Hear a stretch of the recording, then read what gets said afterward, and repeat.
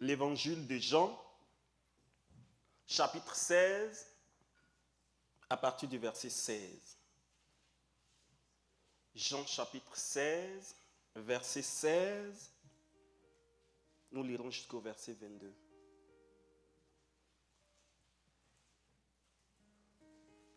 Aujourd'hui, notre lecteur n'est pas là.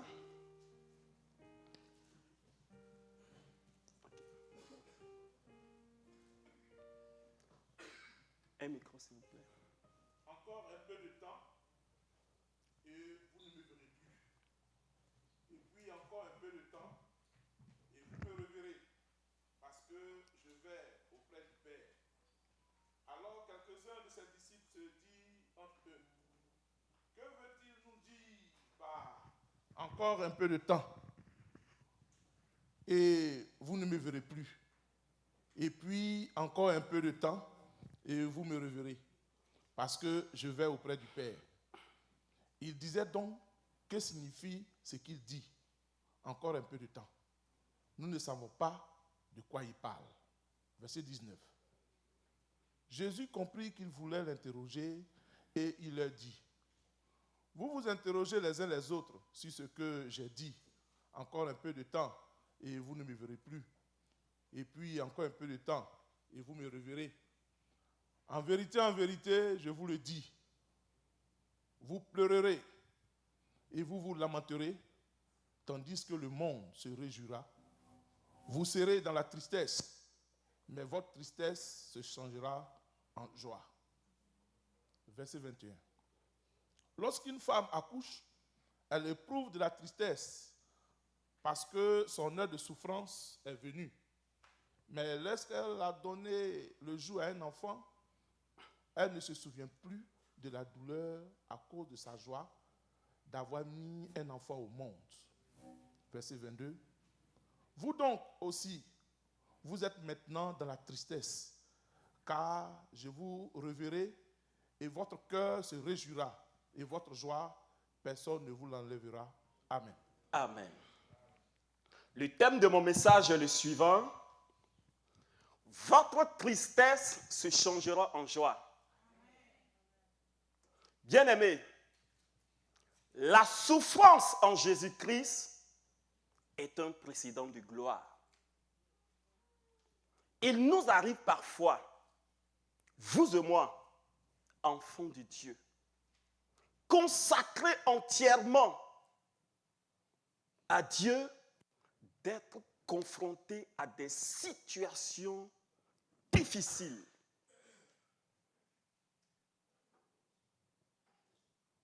Et nous nous mettons à la recherche de la solution à travers le jeûne, à travers la prière. Et il arrive que malgré toutes ces choses, la situation perdure. Et parfois, nous tournons notre face vers les hommes de Dieu. Et les hommes de Dieu, à leur tour, vont prier, vont jeûner. Ils vont même faire des offrandes sacrificielles pour que le Seigneur nous délivre. Mais il arrive que malgré toutes ces choses, la situation persiste. Et c'est dans ces moments de difficulté que nous nous posons la question de savoir ce qui ne va pas. Nous nous posons souvent la question de savoir, est-ce une malédiction quelconque? Est-ce un péché que nous avons fait que le Seigneur ne nous a pas pardonné? Est-ce un lien ancestral? Ou encore une attaque de l'ennemi? Et ce sont dans ces moments difficiles que plusieurs personnes se trouvent une occasion de chute. Et ce sont dans ces moments de difficulté que plusieurs personnes abandonnent la main de l'Éternel. L'objectif que je vais atteindre ce matin à travers mon message, c'est de nous emmener tous à rester fermes dans le Seigneur pendant les moments de difficulté. car notre tristesse se changera en joie. Tu te poses la question, pourquoi cette situation m'arrive? Bien-aimé, c'est ce qu'on appelle l'épreuve. Et nous devons comprendre que dans le plan de Dieu, les épreuves sont normales dans la vie du chrétien.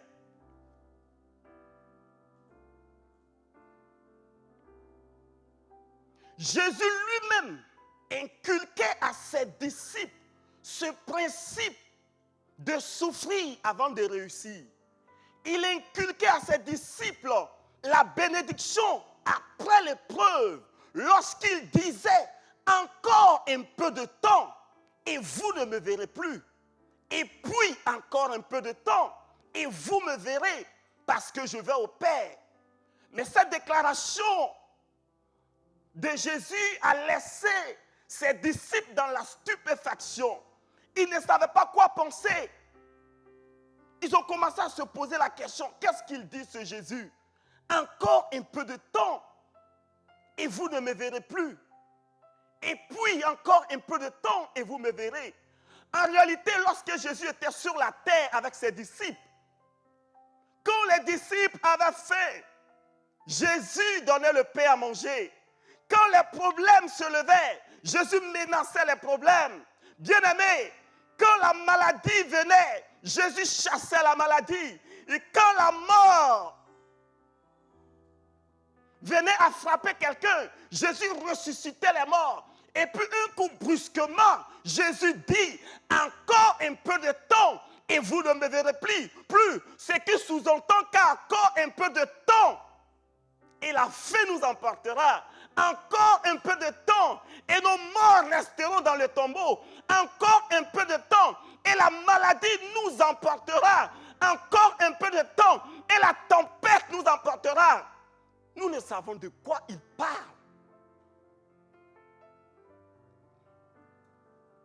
La Bible dit que Jésus a su qu'il se posait la question de savoir. Il va leur dire, vous vous posez la question de savoir sur ce que j'ai dit. Encore un peu de temps et vous me verrez. Et puis encore un peu de temps et vous ne me verrez plus. Jésus va leur dire ouvertement ce qu'il voulait dire. Il dit en vérité, je vous le dis. Vous pleurerez, vous vous lamenterez, vous serez dans la tristesse et le monde se réjouira. Bien-aimés, à qui est-ce que Jésus adressait la parole? Jésus adressait la parole à ses disciples. Qui est disciple? Le disciple, c'est celui qui quitte son père, sa mère, ses biens. En un mot, celui qui fait abnégation de tout pour suivre le Seigneur. Il dit, cette personne sera dans la tristesse, cette personne sera dans les pleurs, cette personne sera confrontée à des difficultés pendant que le monde se réjouira. Qui est le monde? Le monde, c'est celui qui dit que ton Dieu n'existe pas. Le monde, c'est celui qui se moque de toi. Le monde, c'est celui qui dit que si réellement ton Dieu existe, qu'il fasse quelque chose, je vais voir. La Bible dit, Jésus dit ouvertement que cette personne sera dans la joie. Tu commences à comprendre maintenant pourquoi tu souffres. Alléluia. Il faut que la parole de Jésus s'accomplisse dans ta vie.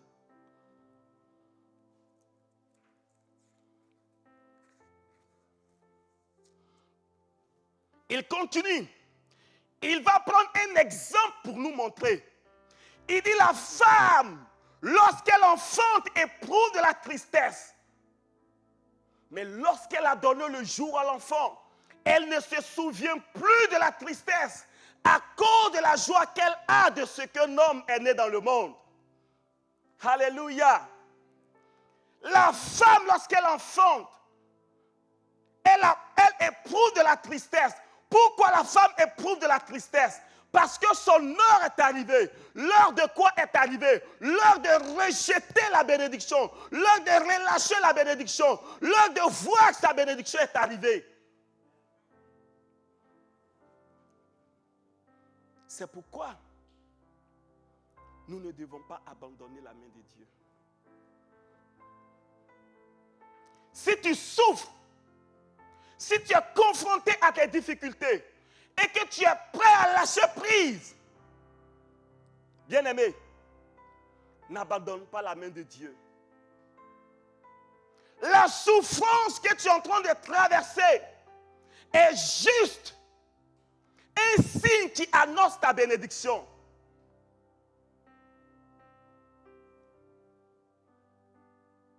C'est un signe qui annonce ta bénédiction.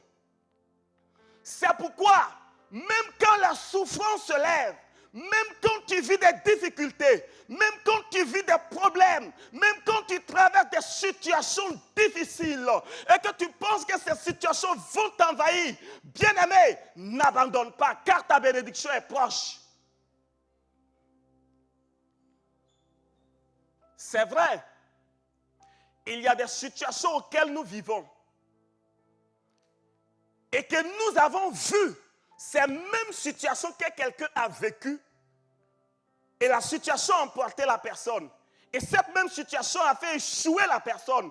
Et nous nous disons réellement que si la situation dans laquelle nous sommes, quelqu'un a vécu la même situation et la même situation l'a emporté, c'est que nous, certainement, la même situation va nous emporter.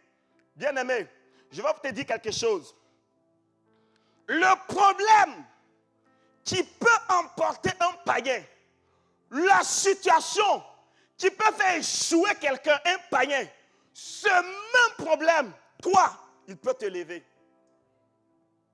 Est-ce que vous comprenez? Ce même type de problème, il peut te lever.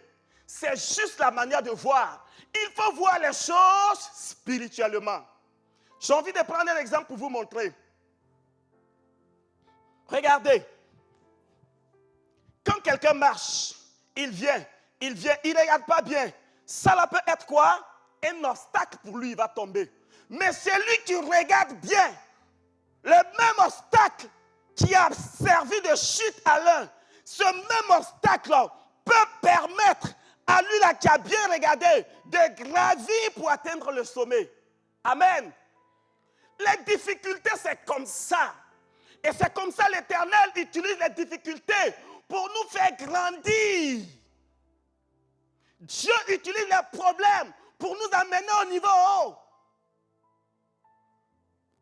C'est pourquoi vois les problèmes comme une occasion de croissance. Vois les problèmes comme un sujet de croissance. Vois les problèmes comme des échelons à gravir pour atteindre le sommet. Notre manière de voir, c'est quoi?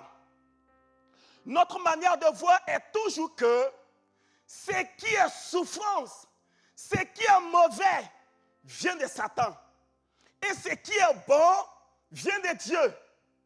Simon-Pierre avait la même manière de voir d'avoir ces pensées-là. Regardez, je crois dans Matthieu 16, à partir de verset 21, la Bible nous dit, c'était à l'approche de la crucifixion de Jésus.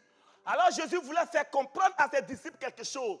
La Bible dit que dès lors, il commença à faire comprendre à ses disciples qu'il fallait qu'il allât à Jérusalem, qu'il souffrit beaucoup de la part des anciens, des principaux sacrificateurs et des scribes, qu'il fut mis à mort et qu'il se ressuscite le troisième jour. Mais Simon-Pierre ne pouvait pas admettre que cela vienne de Dieu. Ce n'est pas possible. Mais Jésus, tu as trop servi le Seigneur pour qu'on puisse te maltraiter, pour que des hommes puissent te faire souffrir, pour que toi tu puisses mourir. La Bible dit qu'il a pris Jésus de côté. Il a dit, à Dieu ne plaise, cela ne t'arrivera pas.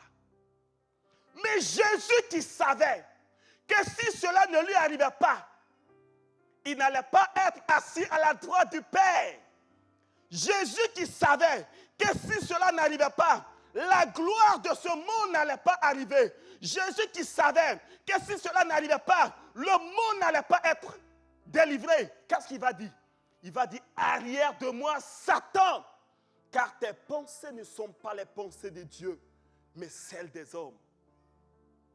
Bien-aimés, nous avons toujours la pensée des hommes. Et tout ce qui nous arrive comme difficulté, nous pensons toujours que cela vient de Satan. C'est ce qu'on appelle l'épreuve. C'est pourquoi, bien-aimés, il ne faut jamais chercher à fuir les difficultés. Il faut chercher à les surmonter. Quand on cherchera à fuir les difficultés, on n'arrivera jamais. Écoutez bien, ça là, nous voyons comme une difficulté, comme des obstacles.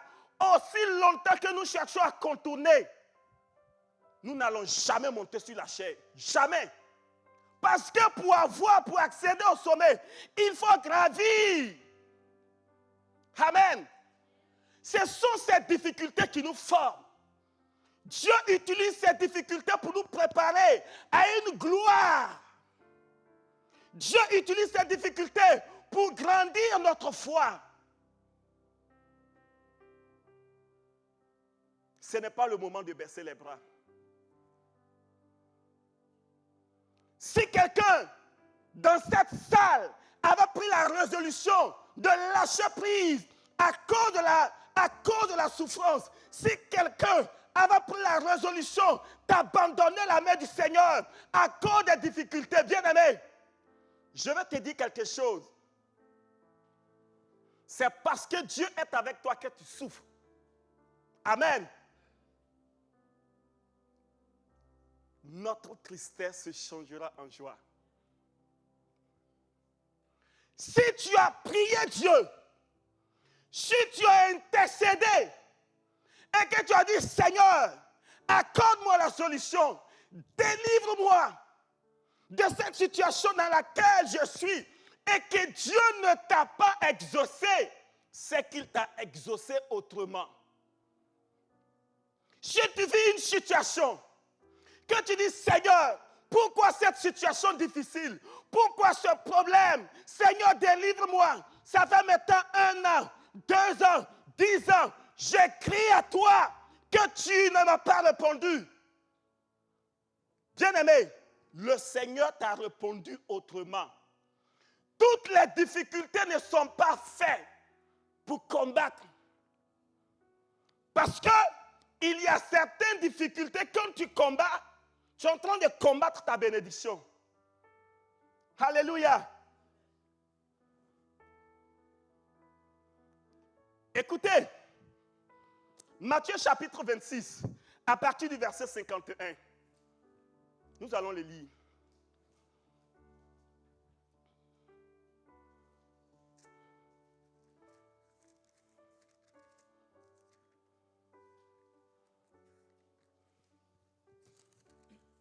Matthieu 26, 51.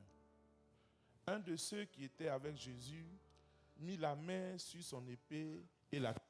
Tu lis jusqu'au verset 54. Il frappa le serviteur du grand prêtre et lui emporta l'oreille.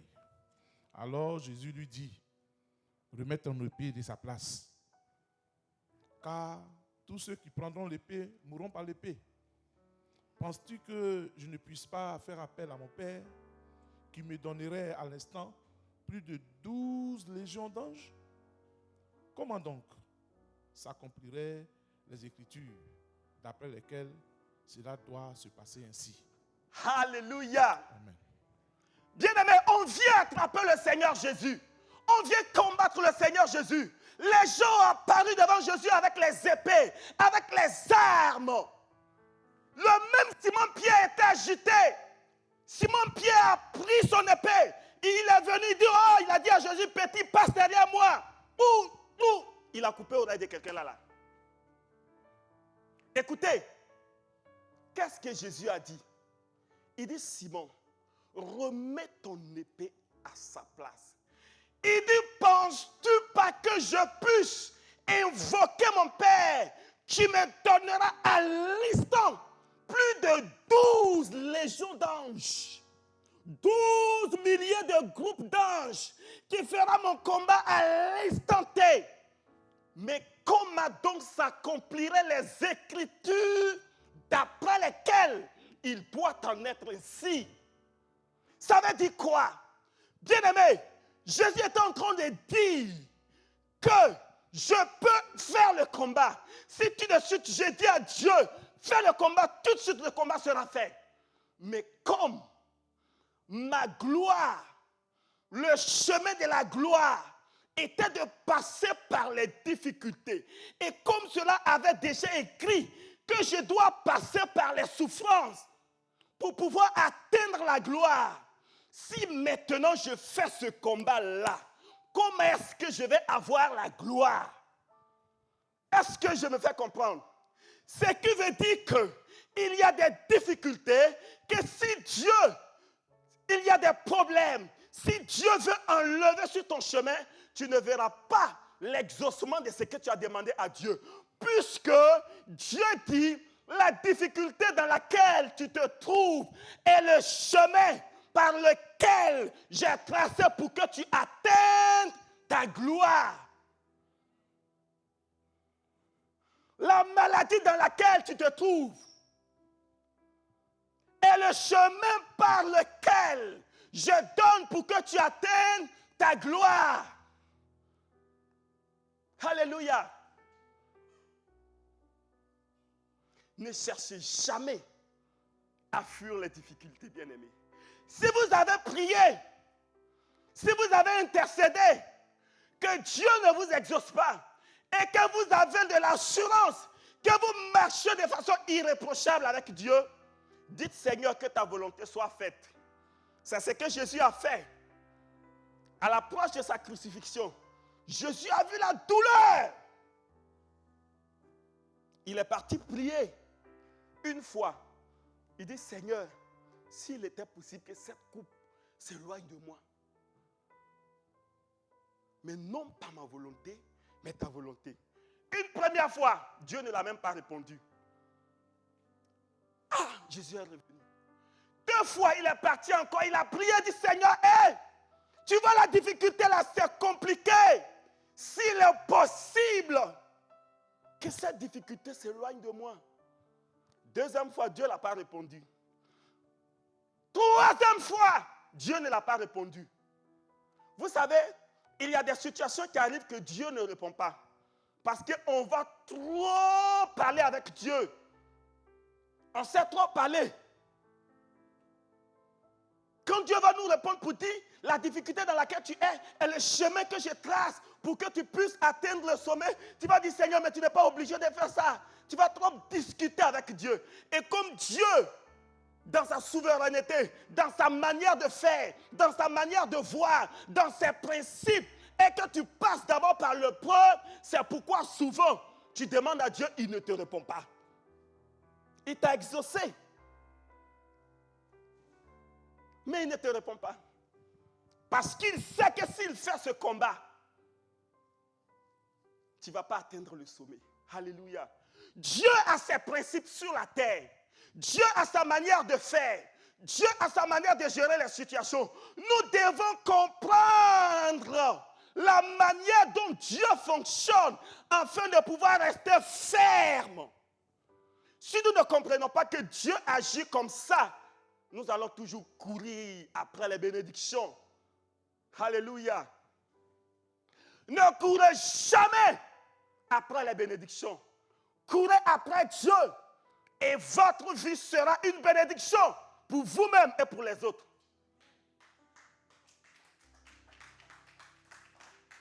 Bien-aimés, derrière toute histoire de gloire, derrière toute histoire de réussite, se trouve une succession de difficultés et de problèmes. Vous voyez, quelqu'un qui veut prendre les escaliers pour aller au 3e étage et quelqu'un qui veut prendre les escaliers pour rester au 1er étage. Lui qui va au 3e étage va plus endurer la difficulté et va plus prendre du temps. Mais celui qui veut rester au 1er niveau va endurer moins la souffrance et il va gagner en temps. Mais il est en bas. Mais toi, Tu as pris du temps. Bien-aimé, tu es en haut, tu es au-dessus de lui. Vous comprenez? C'est comme ça Dieu fonctionne. C'est comme ça le principe de Dieu. C'est pourquoi, bien-aimé, si tu étais prêt à lâcher prise, si tu étais prêt à abandonner le Seigneur, si tu étais prêt à abandonner le Seigneur, n'abandonne pas Dieu. Ce n'est pas le moment de reculer. Ce n'est pas le moment de baisser les bras. C'est le moment de prendre courage, car ta bénédiction est à côté, car la gloire est à côté. C'est pourquoi Jésus dit, la femme, lorsqu'elle enfante, éprouve de la tristesse, parce que l'heure d'enfanter est arrivée. Bien-aimés, si nous ne faisons pas attention, on pourra avorter notre bénédiction. À un mois de l'accouchement, on va dire que la grossesse nous fatigue. On n'a qu'à avorter. Et quand tu avortes, tu as enduré la souffrance cadeau. 8 mois. Un seul mois là, tu ne peux pas attendre. Le message est venu pour toi. Bien-aimé, n'abandonne pas. Il y a des personnes, Dieu les a montrées clairement à travers une révélation, soit par un rêve, par une prophétie, par une vision, qu'ils seront grands, qu'ils seront élevés, qu'ils seront promus. Et le Seigneur même a confirmé ça. Mais après cette vision, tu as remarqué que ça, à partir de ce moment, au moment où tu croyais que tout allait bien aller par la suite du temps, tu as remarqué c'est en ce moment que tout commence à s'écrouler. Tu n'arrives même pas à comprendre. Tu te poses la question de savoir, est-ce réellement c'est Dieu qui m'avait parlé? Est-ce réellement ce que Dieu accomplit? Il y a des personnes comme ça ici, et le Seigneur me convainc. Dieu t'a révélé quelque chose. Dieu t'a montré quelque chose.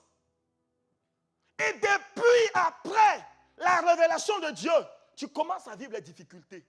Tu dis, mais est-ce que c'est le Seigneur réellement qui m'a révélé? Laisse-moi te dire, c'est le Seigneur qui t'a révélé. Vous savez, c'est l'accomplissement de ce qu'il a révélé là que tu es en train d'endurer comme ça. C'était le cas de Joseph. Joseph était dans le confort, dans la maison de son père.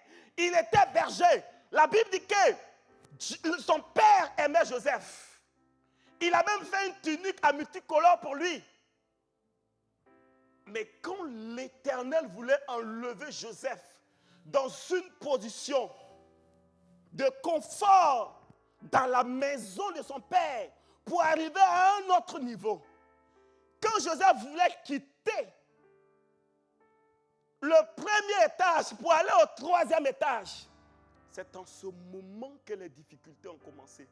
Dieu avait révélé à Joseph que la lune et les étoiles se sont prosternées devant lui. Vous voyez? Et Joseph a raconté ça. Il savait que c'était une gloire. Mais c'est après cela que la difficulté de Joseph a commencé. Aïe. Mais Seigneur, quelles sont tes révélations? C'est après les révélations, bien-aimés, que Joseph va être haï par ses frères, que Joseph va être jeté dans la citerne, que Joseph va être trimballé en Égypte, que Joseph va être accusé forcément, que Joseph va être jeté dans la prison. Avant de pouvoir accomplir ce dont l'Éternel avait promis dans sa vie. Bien-aimé, quitter à un point A pour aller à un point B, la distance qui relie les deux, ce sont les difficultés et des problèmes dans le principe de Dieu. L'épreuve, sinon les épreuves font partie du plan de Dieu pour notre vie. Nous ne devons pas lâcher prise. Nous ne devons pas lâcher prise. Écoutez, la Bible dit que quand Joseph était dans la maison de son père, il avait 17 ans. Mais quand il fut établi premier ministre, il avait 30 ans. Combien d'années de souffrance? 13 ans. Vous voyez? Oh Seigneur, tu as trop duré. Oh, c'est que c'est fini. Seigneur, je ne pense plus que c'est toi maintenant. Je pense que tu m'as oublié maintenant. Non, Seigneur, je ne peux plus supporter. Joseph n'a pas raisonné comme ça. Joseph était confronté à des difficultés. Joseph arrivait dans la maison de Potiphar. Et la femme de Potiphar a décidé de sortir avec Joseph. Joseph pouvait voir ça comme une opportunité. Bien aimé. Mais Joseph a fui. Il dit, je peux tout faire. Mais pour coucher avec la femme de mon maître, je ne peux pas. Cela n'est pas une opportunité. Il a été forcément accusé et jeté en prison. Il préfère cela. Mais toutes ces choses constituaient à l'élévation de cet homme. Bien-aimé, qu'est-ce que tu traverses aujourd'hui? Dans quelle situation tu te trouves aujourd'hui? Dans quelle difficulté tu es confronté aujourd'hui? Dans quelle difficulté tu te trouves? Dans quel problème tu te trouves? Quelle est la souffrance qui t'anime? Ce matin, je suis venu te dire de la part du Seigneur que ta tristesse se changera en joie. Alléluia. Jésus ne ment pas. Quand Dieu a élevé Joseph, quand ses frères sont venus, il a dit quoi?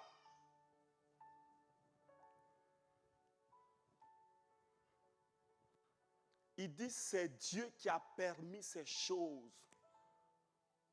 Il dit, vous avez médité de me faire du mal. Mais Dieu l'a changé en bien pour accomplir quoi? Ce qui arrive aujourd'hui. Écoute, Dieu avait vu au préalable. Dieu sait qu'il y aurait une famine et que la personne qui était habilitée à porter la solution était Joseph. Mais la famine allait avoir lieu dans 13 années plus tard.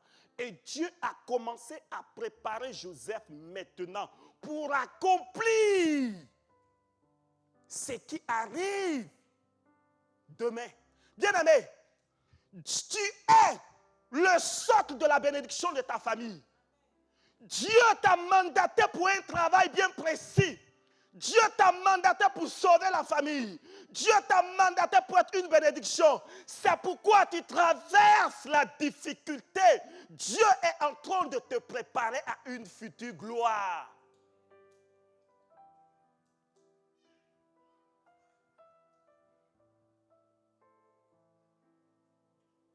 Ce n'est pas le moment de baisser les bras.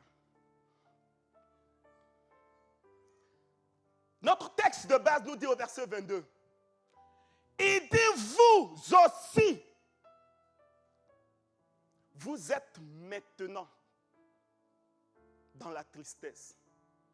Mais lorsque je vous reverrai, écoutez bien, il dit lorsque je vous reverrai, votre tristesse se changera en joie.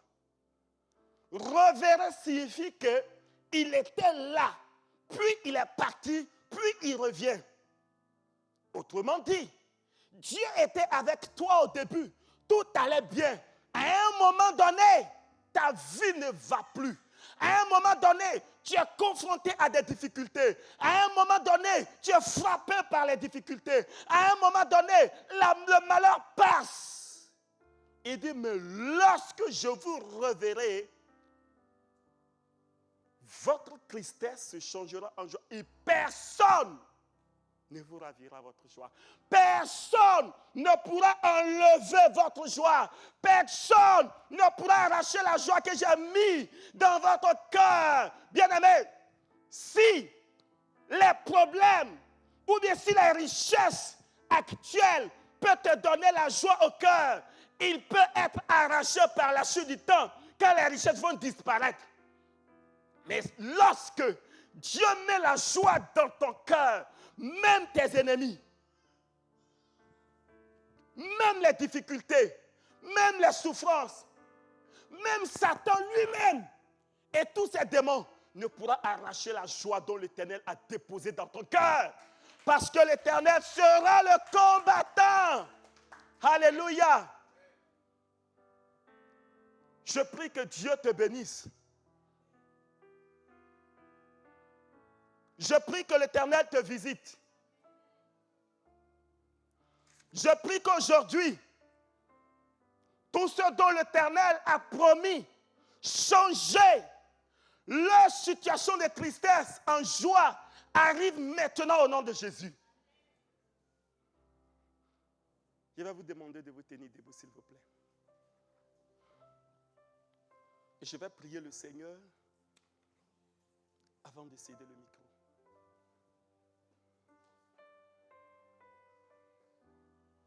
Bien-aimé, si tu traverses une situation difficile,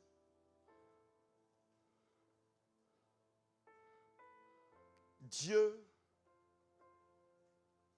selon le bon moment qu'il le veut, et je suis convaincu qu'aujourd'hui, il y a des personnes qui seront visitées par le Seigneur. Pas tous, parce que chacun a son temps, selon la volonté de Dieu.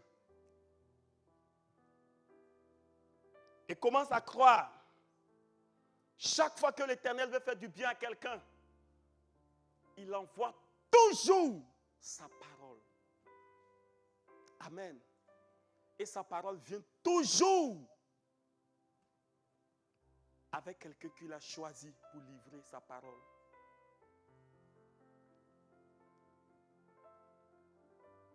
Levez les mains vers le ciel. Seigneur Jésus-Christ de Nazareth,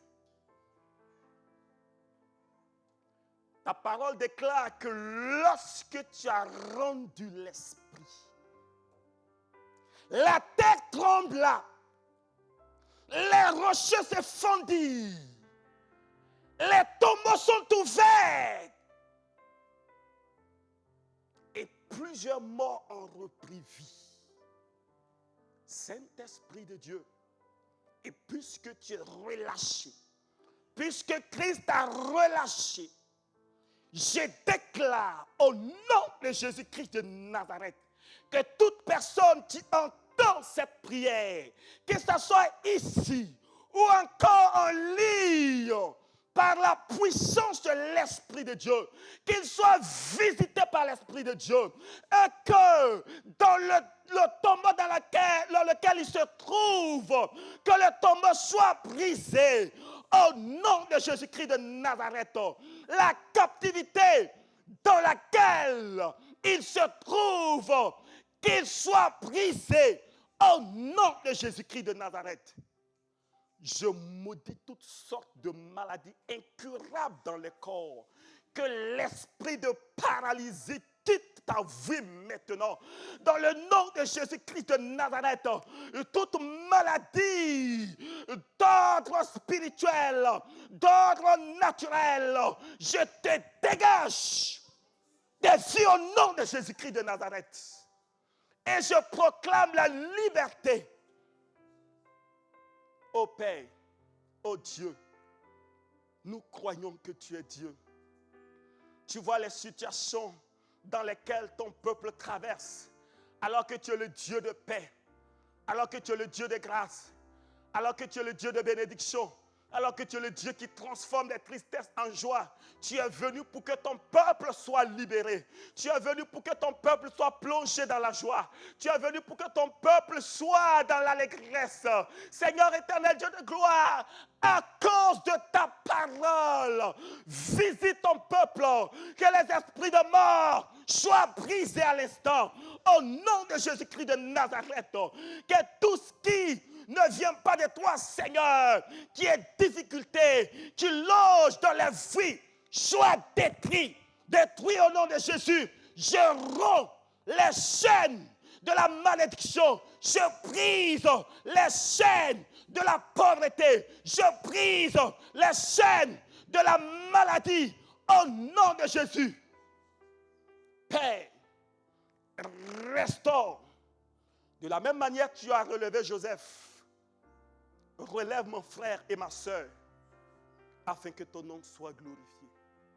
Tous ceux qui sont en quête d'emploi, je prie au nom de Jésus, selon ta bonne volonté, de leur accorder un emploi stable, au nom de Jésus-Christ de Nazareth. Merci infiniment. Merci pour ta grâce. Seigneur, je te prie de renforcer la foi de mon frère et de ma soeur, afin de pouvoir rester ferme dans les moments de tribulation, afin de voir ta gloire se manifester à jamais. Que toute la gloire te revienne au nom puissant de Jésus-Christ.